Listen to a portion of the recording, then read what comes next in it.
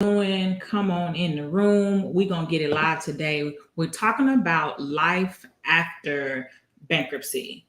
Life after bankruptcy is important because many people feel like because they file bankruptcy, that means that they are exempt from having financial stability or that they are exempt from being able to still be successful in their finances. So I think that it's very important to have this conversation as somebody who filed bankruptcy. And because I'm coming up on the 10-year anniversary of my bankruptcy, I felt like what better time to come in here and have this conversation. And what does it look like? And what does it mean now that I'm about to get it removed from my credit report and not have to deal with it anymore? Those are the type of things that I guess you could say I came on here to talk about.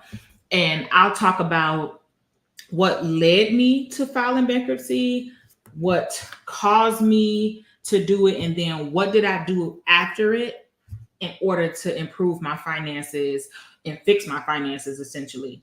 Because in the beginning, I was lost. Like in the beginning, you hear all the stories. You hear that if I file bankruptcy, that's going to stop me from being able to be successful in my finances. Or now I'm not going to be able to get a credit card. I'm not going to be able to buy a house. I'm not going to be able to do anything because I filed bankruptcy. And that means that now my finances are like, for lack of a better term, fucked. And the reality is, as somebody who's filed bankruptcy, I feel like it's important to have a conversation and talk about like, okay, well, yeah, I filed bankruptcy. Here is how I got myself in that situation that caused me to file bankruptcy. And then what I did afterwards to get me to the point that I am now. And like I said, I'm doing this because this is my 10-year anniversary. I filed bankruptcy 10 years ago this year, and it should be falling off my credit this year. So I felt like what is a better place. Don't come on here with that.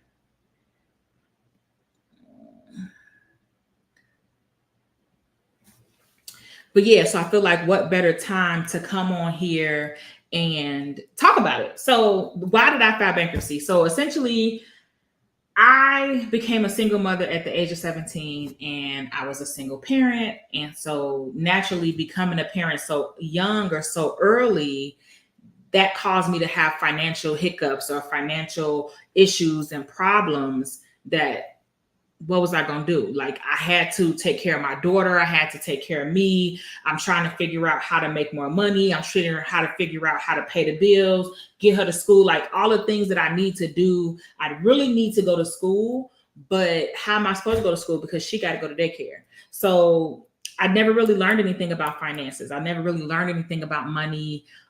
We didn't talk about that when we were younger. My mom, was out there hustling, making it happen, making a life for us. So we really just didn't have the ability to do like to have and thrive. So we kind of struggled. So with that, I didn't know how to manage my money. I didn't know how to pay my bills on time. I didn't know anything about navigating and paying bills. All of those things I had to learn on the fly as an adult with a child who's depending on me. So I was out there in the daylight with a flashlight, y'all. I was out there trying to figure it out, and I wasn't figuring it out too well. Let's just say that. I stumbled, I fumbled, I ended up losing my job at one point, and that caused me to get behind. Once I got behind, it was just a trickle down, a domino effect, whatever you want to call it. And it got me into a situation where I had to do something about it. Now, one of the big things that made me file bankruptcy at that time was that I had bought a house. So I bought a house at the age of 27, and I bought this house in November of 2010. Now, I bought this house in November of 2010. I was working for the post office at the time, and I injured my ankle literally 6 weeks after I closed on my house. Do you hear me? 6 weeks after I closed on my house, I injured my ankle. And I ended up having to be off work probably 2 years intermittently with cast, a boot, and eventually ended up having to have surgery. But if anybody's ever been through the workers' comp process, the workers' comp process is, and I was working for the federal government, is slow. And I hadn't saved any money up. I hadn't created any type of emergency fund. So when I got to that point where I had to be off work and wait for my workers' comp to be processed, that left me at a point where I couldn't pay my mortgage. So here I am 6 weeks, y'all, 6 weeks after I just got my house. And typically when you buy a house, you don't pay mortgage that first month. So like I bought my house at the end of October. November, I did not have a mortgage payment. My first mortgage payment was December. So I injured myself literally 4 days after I paid my first mortgage payment.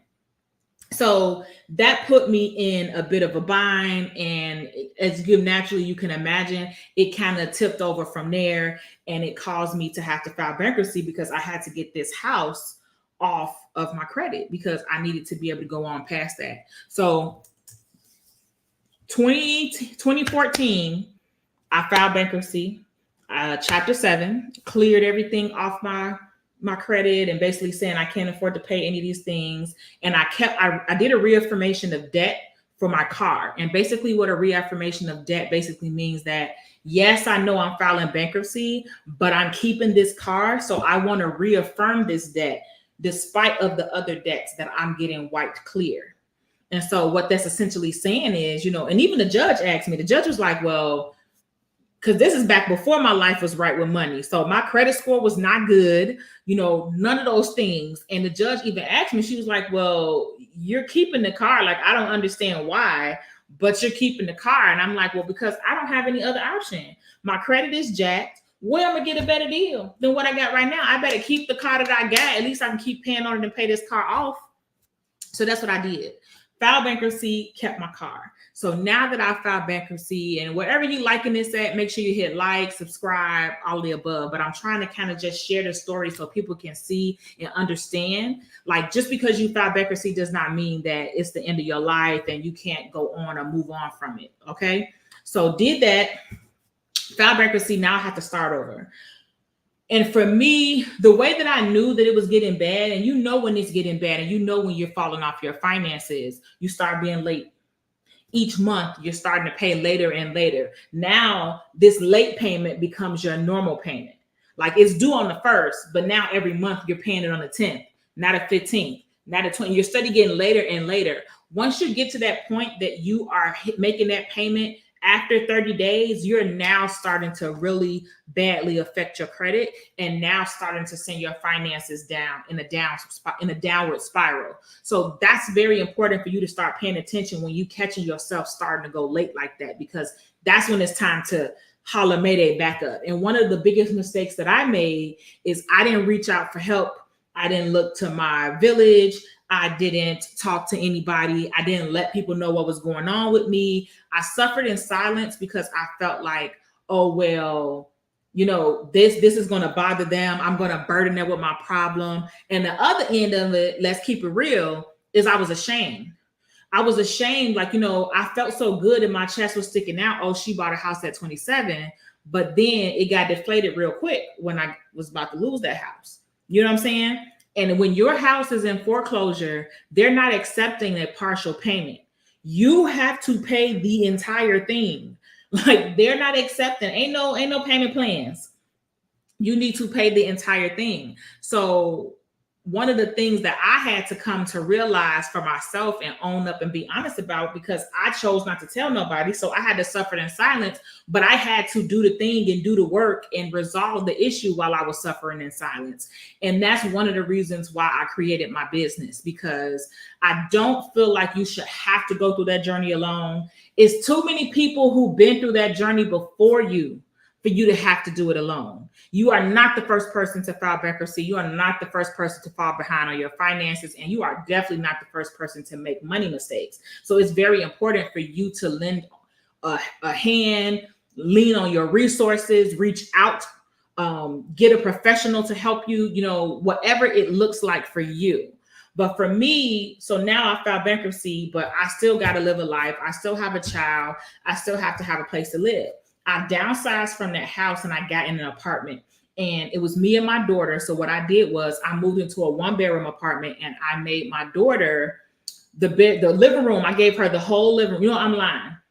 It was a huge living room, because one thing about Chicago and the North Side, Chicago has a lot of older architecture. So we had apartments, and I specifically looked for an apartment that was big. I actually looked for a private owner, so I was able to negotiate basically, that, okay, let me pay you first month's rent. I think I negotiated to pay 2 months rent to make them feel more comfortable renting to me. And I bought a place, I rented a place that had like a really big living room. So I had like a small area where the couches and TVs were. And then she had this big space that she can make her bedroom. But me renting that one bedroom gave me the ability for my income to be more than what I was paying in monthly overhead, so that I can use my free money, because now I have to build my finances back up from scratch. And I tell this story all the time to share people, like, nobody is without making a money mistake. And it's really important to not be ashamed when you make a money mistake. This is why I don't scold people. I don't make all these silly memes of, you do this, I buy flights, we built different. No, how about I want to do that and buy flights? Why do I have to choose? Why is it always one or the other? Why is it always you do this, I do that? Why can't I do both? You know what I'm saying? Why do I have to choose? So I don't like when I see little memes and things like that, because it's personal finances are personal. You hear me? So I did that. I got the 1-bedroom apartment, got us situated. My daughter graduated grammar school, and so we transferred her to high school. I got 2 secured cards. That's what the first 2 things I did after bankruptcy to start building my finances after I got situated. And basically, a secured credit card is a credit card that you have to put a deposit, and that deposit can be $500, $300, $600. I personally did 2 of them. One of them was for $500. One of them was for $600. And I used those to build up my credit. And I would charge, pay it all the way off. Charge, pay it all the way off. But it's called a secured card because it's secured by the amount of money that you sent. You can't spend over what you sent them, because the amount of money you sent them as a deposit is your credit limit. Okay? And if anybody don't understand or you got more questions, drop your questions in the chat. Wherever you are watching this, make sure you hit that like, follow, subscribe, depending on what platform you are on. But once I did that, so now I have $1,100 worth of credit, and then I still have this car note that I reaffirmed.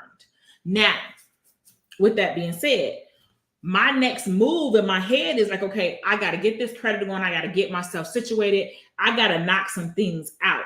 You know what I'm saying? Like it's go time for me, because I'm starting from zero. I'm starting from scratch. And this is before we had a lot of the resources that we have now. Like this is 2014. This is when they're teaching us that because you filed bankruptcy, your finances are going to be over. And I'm like, no, not me. That ain't me. That's not my life.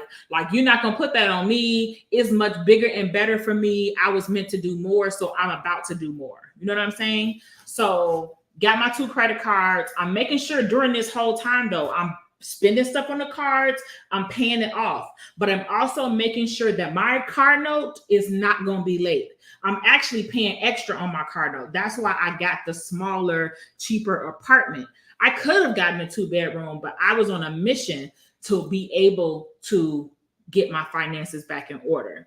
Now, I would be lying if I said that was the last time I fell on my face in my finances, because I still fell on my face after that with those cards, charging cards up, building up debt, charging cards, because once I start going good with those cards, you know what happens next? People start sending me more credit card offers. People start sending me, oh, get this credit card, get this credit card. So I got this credit card and that credit card. And before I know it, I had a few credit cards, because they know I just filed bankruptcy. So I can't run and file it again. So let's give her some more credit. But because I had just filed bankruptcy, of course, all the credit that they're offering me is what? Very high interest. It's basically predatory cards that are meant for people who don't have good credit and don't have a lot of credit history that looks good. So I'm looking for, oh, well, they actually accept me, like they actually will give me a card. So I'm signing up for them. But where I made the crucial mistake is I never corrected my money habits. You see what I'm saying? The first time when I bought the house, I had went through the process and followed the steps and built my budget and boosted my credit, but I had only followed the steps. At the time, I was ordering books because it wasn't no Google, wasn't no YouTube. It was all me getting books, pulling them in, reading them, highlighting them like the old school way. That was the option that I had. So I have followed all the books. I have followed the rules in the books and did what they said, but none of the books ever told me to look here. They didn't tell me to look here and see what I was doing to create these money habits and see how I had created them. So you can do well. It's kind of like going on a diet. When you exercise, you might do really well for 2 weeks, but eventually, unless you work on your relationship with food and you work on why you do what you do, you're going to do what? You're going to be like, that's what they call that yo-yo diet, because you're going to go up and you're going to go down. You're going to be like Luther. You're going to go up, you're going to go down. So I had to do the same thing with my money. I had to look down and see, why did I spend my money like this? Why did I get so trigger happy when it came to these damn credit cards? What was it about them that kept me keep charging? Because what did I do? What your friend do? Your friend went and ran up and to the point where I owed like $57,000 on my credit cards, y'all. Between credit card debt. So that $57,000, it did include my car. It included credit cards. And I think it included one other thing. I can't remember what the other thing was, but it was about $57,000 worth of debt that I built up. This is post-bankruptcy, y'all. Like I done got a second chance and I done ran it right back up like it was before.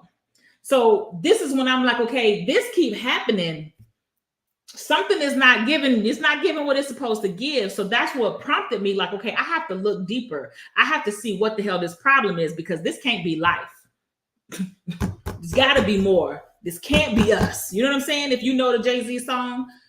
So what I did and what I realized, and these are a few things I realized about myself. One, as I said, I grew up with a single parent and I became a single parent. So I had experienced food scarcity multiple times in my life. And one of the things that did is it resulted in me feeling like I had to have an abundance of food to feel safe, to feel secure, to feel happy. I would feel good to see food in my cabinets, like my cabinet's full, my refrigerator full, my freezer full, on top of the refrigerator full, because, we used to keep the cereal on the top of the refrigerator. For me, that felt good. That felt like, okay, I'm doing good. We're not going to be hungry. My daughter's not going to experience what I experienced. But I just told y'all I was a single parent. So what me and my daughter going to do with all this food in the closet? In the cabinet, all this food in the refrigerator, all this food in the freezer. Guess what happened? It's going to go bad. And when it's going bad, that's my money going bad, because I had to do what? Wasn't none free. Now, granted, it wasn't the prices that it is today, but it wasn't free by far. So all that money sitting in my cabinets, it's bad when you got canned goods that's about to expire. That's how long it's been in there, because it was impossible for me to eat all this food that I'm buying. But in my mind, I'm just thinking, I'm not going to be hungry. Like, I'm not going to live like that again. I'm not going to be hungry. I'm not going to experience that. My daughter is not going to experience that. And I have to make sure that she doesn't. So that's what was stuck in my head. But it caused me to spend way more money than I needed to spend buying things just because. You know how when you first move somewhere and you go shopping and you buy all these things just in case you need them, but then they've been in your house a year later, you still haven't touched them, and they brand new and never been open. I don't shop like that no more. Now I buy what I need to buy. I buy what I'm going to use in the next week or two. I don't buy things just because I might use them down the line. Those are one of the habits I had to stop, because it was me wasting money. And we're already in a struggle, in a battle to get ahead and get our head above water. I didn't have money to waste on that. I'm trying to build my finances from scratch. I ain't have time for that. And especially me out here charging on credit cards and using money that I don't have, money that I didn't have to pay the cards back so I can buy all this food that nobody's eating. You hear me? Somebody clap or do a thumbs up or something in the chat. Like if you understand what I'm saying, like this is one of the things that I had to learn. So the moral of the story is, in order for you to improve your finances, you're going to have to do the same thing. Because my tipping point was me sitting there. I done filed bankruptcy, got myself out of trouble, and I done got myself right back in trouble. That was my tipping point when I was like, no, see, this not going to be for me. This what we not going to do. So that's when I started to do the work, and I started to look at myself. I started to look at my money habits. I started to keep my eyes and my ears open and start to pay attention to the things that I was doing and start seeing like, oh, I had to stop and tell myself, you did this. I had to be honest with myself. Like, you did this. You did it. Can't be mad at nobody else but you because you did it. So that's when I decided I'm going to pay this debt off. And if anybody been following me for a while, I documented it online. I paid off that $57,000 in about 2 years. So when a lot of people was, in the pandemic, baby, I had 2 jobs and I was knocking that debt out. First thing I paid off was my car note. And I know you hear the debt snowball and the debt avalanche and all the different type of debt repayment plans. I did what I call a debt tsunami because I did it my way. Because at the end of the day, personal finance is that. It is personal finance. So you have to do what works for you. And what worked for me was getting that goddamn car note monkey off my back. That's what worked for me because my car note was $400 and some, almost $500. Now, which that's more normal now for your car note to be that amount. But baby, not back then. In 2017, that wasn't common. In 2007, that was not the move to have a $500 car note. That was not normal. That was considered a high car note that you're going to have when your credit score was low or you were an at-risk customer. You see what I'm saying? So what I decided to do was pay that off first, because as soon as I paid off my car, now I got $500 extra every month. This $500 can now go towards me attacking that debt. On top of that, I got a second job. So all money from that second job, I'm talking about, it don't have a chance to get stale in my account. The minute that side hustle money hit my account, it was going straight to the debt repayment or whatever the financial goal that it was meant to accomplish. But while I'm doing that, I wasn't just following the steps. I wasn't just sending the money to the debt. At the same time, I'm looking at me. I'm looking in here so I can work to try to figure out what is your major malfunction that you keep doing this. And what I had to learn, one is I had to give myself grace. I had to give myself grace because one, I didn't know. How was I supposed to know? How was I supposed to know, oh, this is what you're supposed to do with your money? I didn't see anybody doing that, growing up. And not to do it to say that I'm putting any shame or any blame on anywhere, because my mama was striving and thriving, baby. She kept, I'm healthy. I'm grown and healthy. My sister, my brother, like we all grew up. So she was out there making sure that we had places. Like my mama was born in the 60s. We all know what was going on in the 60s. Well, not all of us, but most of us know what was going on in the 60s. So she was working to make sure that we was even able to survive and able to make it with the knowledge that she had and the resources that she had. So I was in the same predicament, and I can't fault myself. I can't sit here and spend time beating myself up because it's counterproductive. It's not going to help me make any progress, as opposed to taking that same energy and using it for fuel, using it for motivation, using it to help me get where I need to be. You see what I'm saying? Because we put a lot of energy in other people. I had to learn to put that energy in myself. So that was one of the things that I had to do, give myself grace. The second thing I had to do was I had to pack some patience, y'all, because it's not going to happen overnight. You hear what I said? I'm not here to tell you, oh, I paid out $15,000 in 2 days. No, it took me 2 years.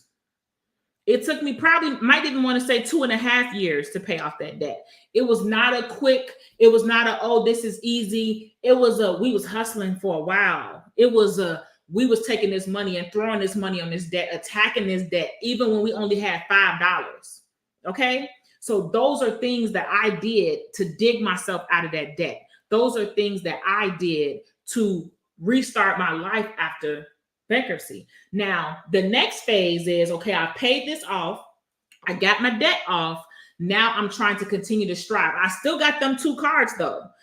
I still have those 2 cards to this day. Those 2 cards that I got at the bankruptcy, I still have them, but neither one of them are secure cards anymore. They're now regular credit cards, and the balances have been increased because I was responsible with my payment. Okay. My next phase after that was, now that I've paid off this debt, I need to get my investment game up. So I started learning about real estate investing. I started learning about investing in stocks. Now, you don't have to do it in that order. You can pay off debt and start investing by simply creating a plan and having part of it go to investing, part of it go to paying off debt. But that's just not the way that I did it. At the time, I was so focused. I had tunnel vision to pay off this debt, y'all. So I was attacking it. I'm talking about, I kid you not, I probably can't log into that account, but I could probably look in my Facebook group, because I would post screenshots and I kept my people alerted and updated the whole way through the process, all the way to me buying it down. And when I bought my investment property, I kept them updated throughout the whole process with every single detail as I bought that investment property. So I can go and probably find screenshots that I posted where I made $5 payments. Yes, I did. Because don't think of it as that $5.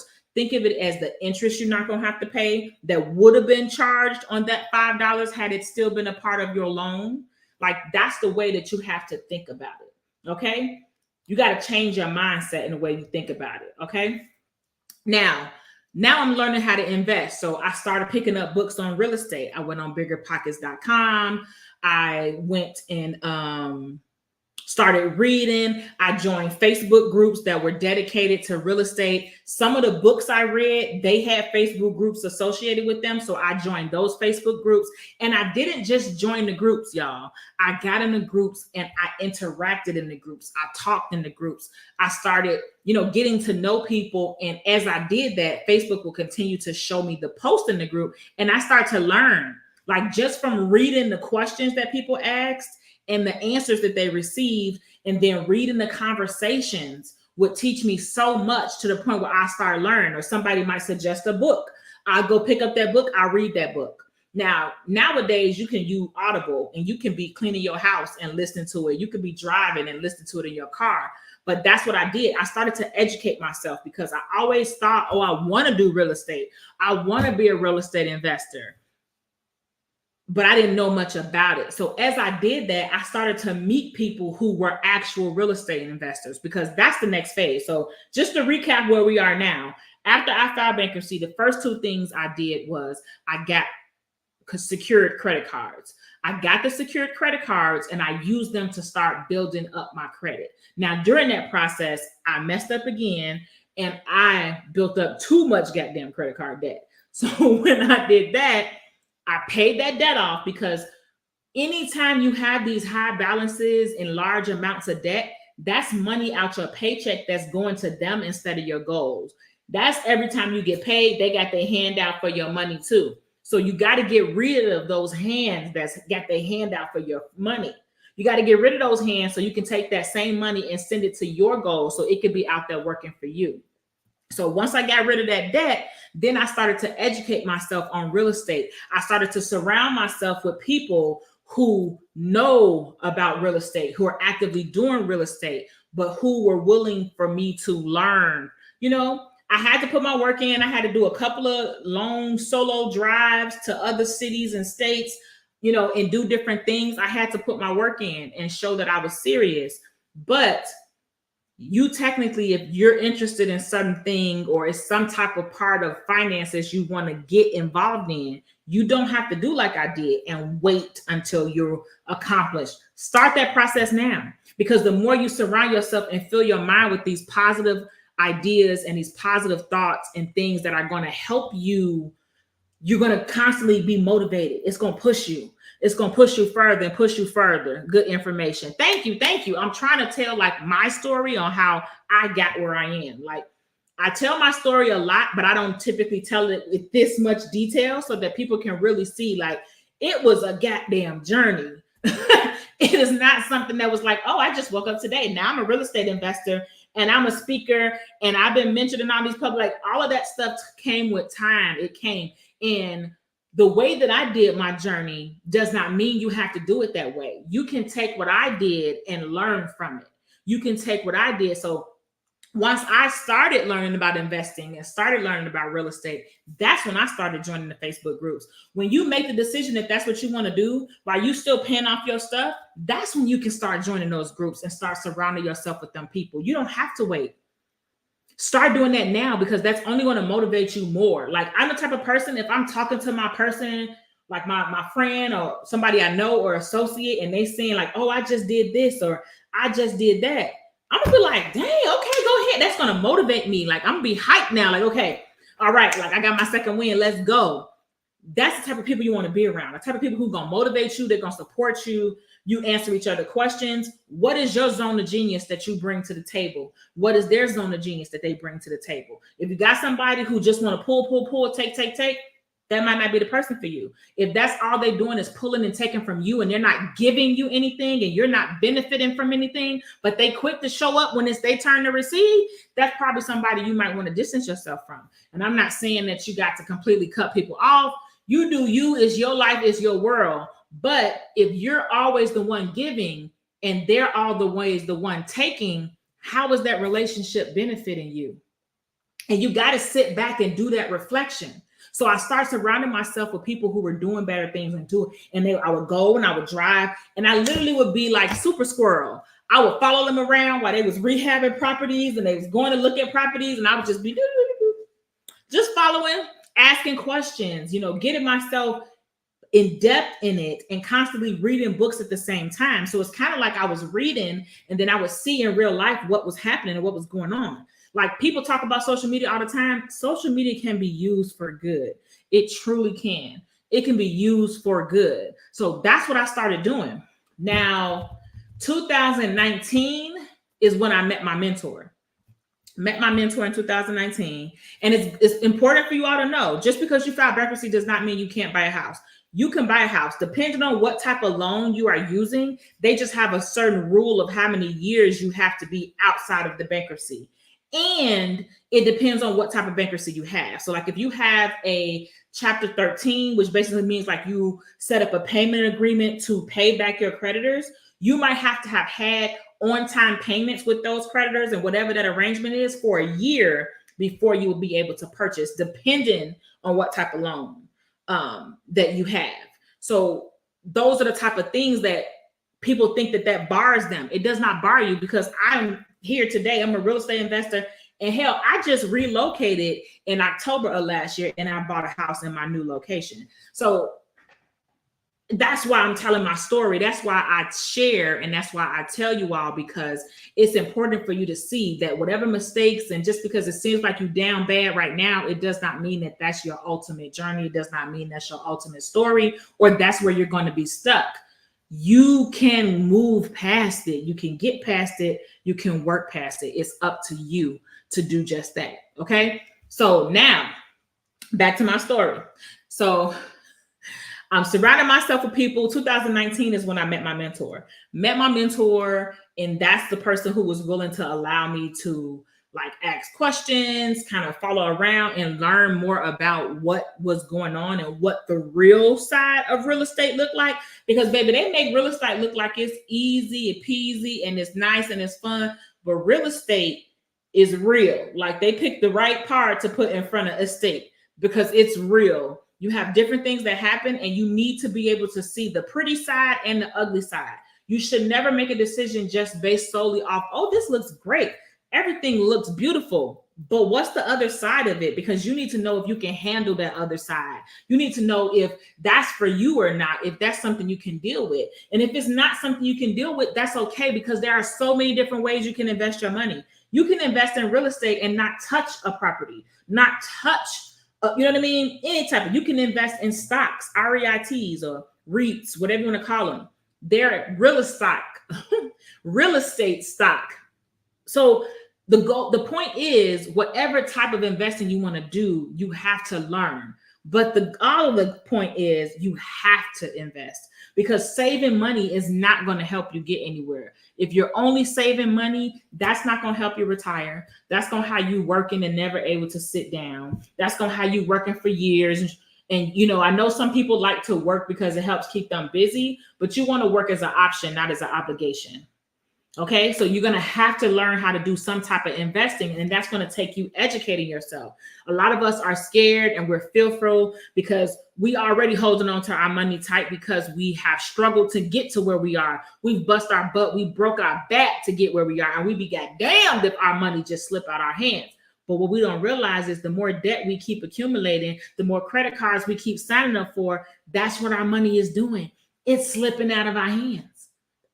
It's doing it anyway, but at least let it slip out your hand because you made an investment, you took a risk, and you bet it on yourself. You see me? So now start doing this 2019, hanging with my mentor, learning. The pandemic hit. 2020, the pandemic hit. At this time, I still got the second job that I picked up when I started paying off my debt originally. But see, now I'm sitting at home. I'm not traveling. I can't travel. So now I have the opportunity to use that money, because I like to travel. So sometimes I go and I travel, but when it came time for me to start really getting aggressive about paying out my debt, I had to slow down my travel because I needed to put that money towards, I had to put that money towards, my financial goals. So pandemic hits, it's 2020. I'm sitting at home. I got 2 jobs and no trips. Let's go. Stay ready so you don't have to get ready. Perfect opportunity. So during the pandemic, while they were having all those bidding wars and people were giving more money than they're supposed to give, I started looking at the market. And here's the next thing I'll tell you. I originally wanted to buy in Chicago because I'm born and raised in Chicago. So I felt like I should have a property here. And I looked and the numbers just was not numbering. The math was not mathing. And it took one of my friends to tell me, he said, maybe your first property is not supposed to be in Chicago. Maybe that's not where you're supposed to purchase your first house. Maybe it's supposed to be somewhere else. And so I said, that's an idea, because sometimes it's hard for us to let go of what we think we want. It's hard for us to let go of what we feel like we want to get, because we're so stuck on, we got to get this and this is what I want, so this is what I'm going to get. But maybe that's not what was meant for you to get. You wanted it, but maybe it didn't want you. And maybe it's not meant for you. Like that's like that gospel song. I wish I could tell you just what I want and you give it to me just like that. But the truth of the matter is, what I want just might hurt me. And you ain't going to let me go out like that. So at the end of the day, I said, okay, I'm going to have an open mind. I'm not going to be stubborn, and I'm going to listen. And sure enough, after having that conversation and opening my mind, my mentor asked me, he said, don't you live in Illinois? And I'm like, yeah. He like, I got a friend of mine that just bought some property outside of Chicago. Like, have you ever heard of that neighborhood? Have you ever heard of that city? He was like, why don't you go, see if you will buy there? So I'm like, okay, whatever. And what I typically do, I have a process. When I'm looking for a property, I look up addresses. Like I go into that area on realtor.com, Trulia, Zillow, whatever. And I get like 20 properties that I like. Now, obviously, I'm only looking at the outside. So I get the property from the outside. I look at the square footage. I look at the size of the bedrooms. And then I plot them. Like you can use Google and create like a map of addresses on Google. And so then I go out and I drive to all of those addresses and I look at the neighborhood. I look at how the lawns are taken care of. I look at the activity in the neighborhood. I look to see if there are stores and things near it. All of those things. I do that. So I went and I did that. And I looked at all those properties and I said, oh, they got some properties for some good prices. I said, okay. So I called them back and I said, you know what? Yes, go ahead, tell your friend, link me with him because I think I do want to buy out here. And that person linked me with their real estate agent who was also their property manager, and the rest was history. We did video tours. So she went through the house and on WhatsApp video and went through every crack and crevice and discussed it with me as if I was there with her personally. In November 2020, I bought my first investment property off of meeting people and being intentional about my actions. Okay. So did that, got my first investment property. I had to do some minor repairs, mostly cosmetic repairs, but did that. And then I got my first tenant in there in February 2021. Because, you got to put railings, you got to put fire hydrants, make sure the smoke detectors are working. And I think I had to replace the smoke detectors, some outlets. It was a lot of little things. And I needed a new water heater because when I had an inspection, the inspector told me that my water heater was gurgling and it was already past the warranty. And in the cold weather, nobody wants to have to change a water heater in the middle of the cold. And it's going to be super expensive. So I went ahead and changed the water heater immediately once I got in the property because I'm like, we're not going to have my tenant in here and now they don't have no hot water. And it's the wintertime. We're not going to deal with that. So change the water heater. Tenant is still in the property to this day. We communicate when we need to because most of the time she talks to the property manager, but did that. Moving forward. After that, I think I started my business probably right before the pandemic. And if you're on here and you want to go, I'm having a free live webinar on July 30th. The link is in my bio. Feel free to go sign up. It's completely free. I will say, I will tell you about my services during it. It is going to be an offer at the end of it. Full disclosure, because I don't sugarcoat. I just keep it real. But it's not going to change the good information that you're going to get. And it's going to be about how to change your spending habits so that you can achieve wealth and how you can build your finances so that you can be okay with them and how to overcome having money mistakes and what that looks like. What does that process look like? What does that journey look like? And help you create some actionable goals so that you can make it happen. And I'm going to have another one October. So essentially you get this one, sign up for it. It's completely free. Like I said, link is in my bio, and then come back in October. And when you come back in October, let's see what you've done. Because that's one thing I'm going to do. I'm going to check back. I'm going to check back. I'm going to say something. I'm going to make a post. I'm going to make a video because a lot of times we say we're going to do something, but we don't follow through. So I like to follow up with people. But anywho, so got that first property. That was my journey from filing bankruptcy all the way to buying my first investment property. And yes, it had ups, it had downs. And again, if you all have questions, because I'm going to get off here soon, I have an 8 o'clock call. But if you have questions, ask your questions. I'll be happy to answer them. You can ask them in the chat. But that was my journey from filing bankruptcy to getting my first investment property. And now I'm a financial education speaker and consultant. I've been mentioned in many major publications. I've been interviewed on the news.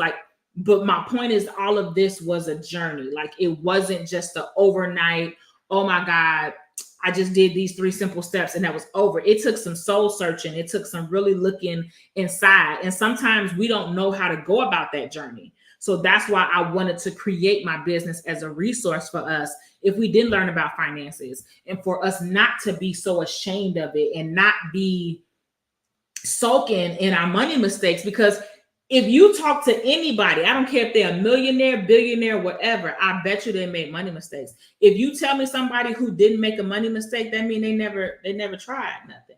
And that just don't make sense. So it's okay. And we have to be okay with that. Trying to get people to be open and honest about it sometimes is a struggle. But that's what I pride myself in doing. I create safe spaces for us to have these real money conversations, because the reality is that's what it's going to take. It's going to take you having a real conversation. Like I said, I had to look at me like, ma'am, it's you. What's that? Hi, it's me. I'm the problem, it's me. Like, I had to realize that. But it's going to take you to learn how to do that. What do you need to be looking at? Like, how do you open your mind?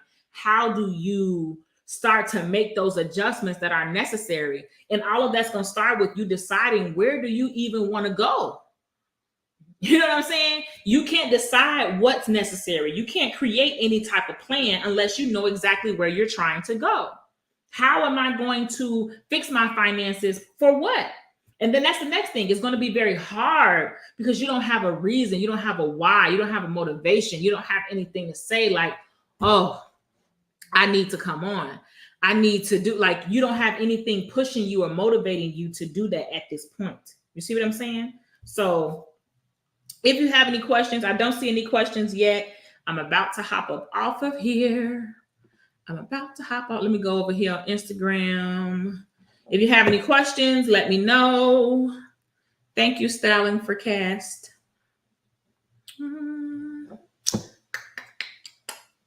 I'll give y'all a chance to answer questions. But other than that, I just wanted to come on here and share my journey, like what my life looked like after filing bankruptcy and how, like, what a realistic journey looked like for me.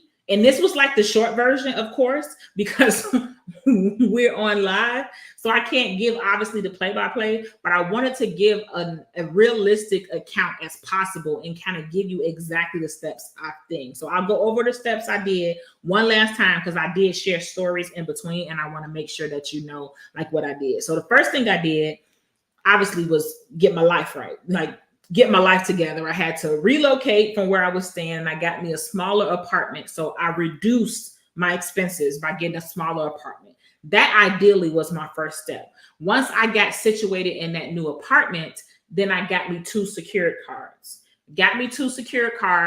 And one was $500, one was $600. So I had $1,100 worth of credit. So I got those credit cards and I essentially charged on them, paid it off. Charged on them, paid it off. Because at this point, it's like, I'm down bad. I'm telling you, like, I'm trying to let you know that I'm good about my word now. Like, that was the old me. That's not me no more. This is what I'm trying to tell the creditors by paying everything off like that. Got carried away in the process, like, keeping it real. And I ended up charging more debt. And I had this car already. And then I had the debt that I added up more, getting all these cards because they kept sending me cards and I wasn't able to say no to the temptation. I kept saying yes. I kept taking the cards that they sent me. So that put me down in worse debt than I was originally. I mean, aside from the house. And then, so now I'm in this situation where it's like, okay, I have to do something about this. And I think the biggest part for me was reaching that tipping point when I became aware, one, that it was me, I was the problem. And 2, if I don't do anything about this, what is my life going to look like? What is my daughter's life going to look like?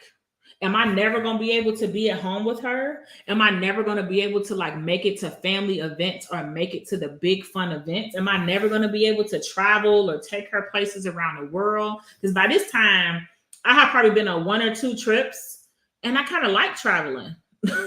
But I can't travel if I don't have any money because all my money is getting eat up by credit cards and debt every time I get paid. You know, so I had to get to that point to realize the things that I really wanted is be able to have more time, be able to spend my money more the way I want to spend it, the ability to have more time with my child and not be at work all day, all night. I had to do something about it. And if anybody was going to do something about it, it was going to have to be me.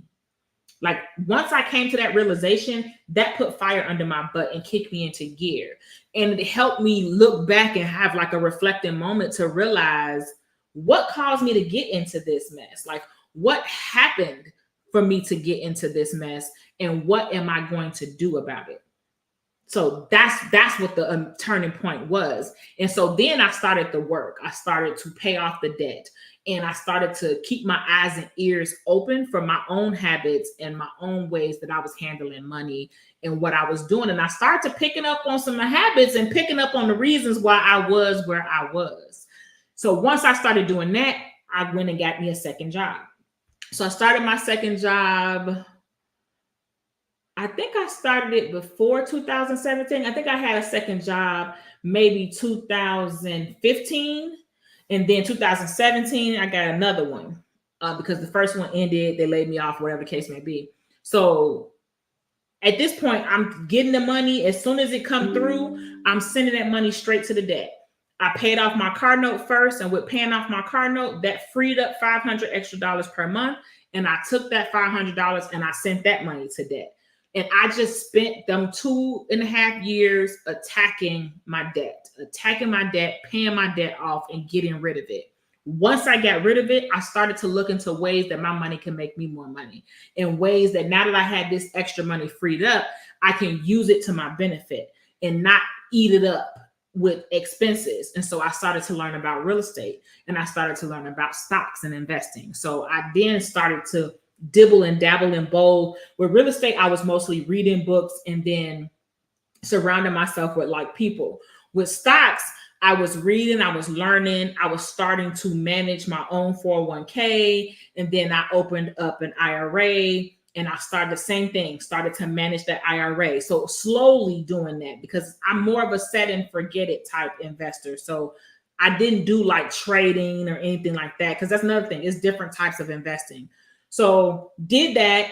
As I continued to learn, I continued to meet people who were already in real estate. So I started to learn from them. I showed myself, I put in work, and I was able to find a wonderful mentor. And it wasn't a mentor like I signed up for their course or that I went to like a real estate seminar. Like I found a real person that's what they did. They invested in real estate. And so then I started to learn, and then I bought my first investment property in 2020. And then from there, it has been sprouting since then.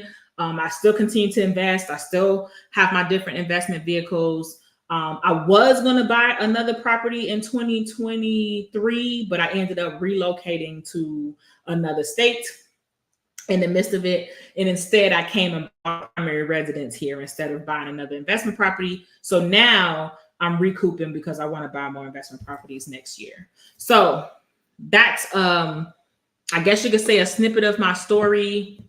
Hopefully it was helpful and you guys learned something. Thank you so much for the follows and the likes. I appreciate it. That's the way to let TikTok and YouTube and Instagram and Facebook know that I'm actually on here talking about something. I'm not on here playing in y'all face.